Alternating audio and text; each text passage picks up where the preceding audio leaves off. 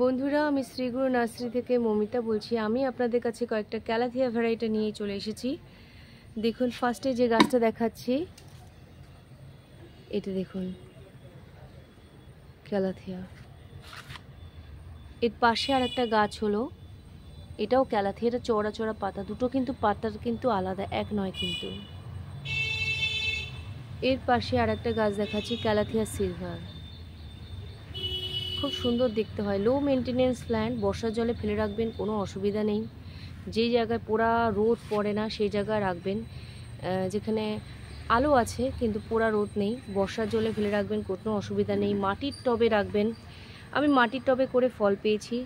মাটিতে ভার্মি কম্পোজের পরিমাণ বেশি, মাটি দেবেন আর পাতা পচা সার দেবেন, মিশিয়ে মাটিটা তৈরি করবেন।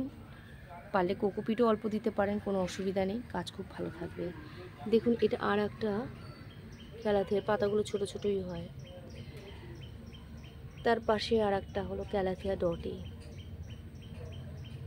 এটা হলো ক্যালাথিয়া ম্যারেন্ডা। সেম আর একটা ম্যারেন্ডা ভ্যারাইটি, এটাও অনেকটা বলে।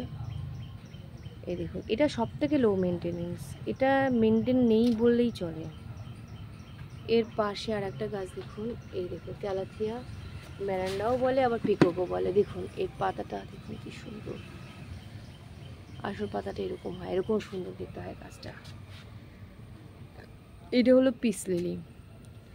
বৃষ্টির জলে পড়ে আছে, কোনো অসুবিধা নেই, কিন্তু পোড়া রোদ এরা কেউই পছন্দ করে না, গরমকালে ফুল দেয়। এগুলো ইনডোর প্ল্যান্টের জন্য খুব ভালো। দেখুন, এখানে আর একটা ফার্ন আমি দেখাচ্ছি, বৃষ্টির জলে খুব ভালো হয়েছে। দেখুন ফার্নটার ভ্যারিগেশনটা দেখুন, কি সুন্দর ভ্যারিগেশন। এর পাশে আর একটা ফার্ন, এই দেখুন। বন্ধুরা, আমাদের এই নার্সারি কামালগাছি এলাকায় অবস্থিত।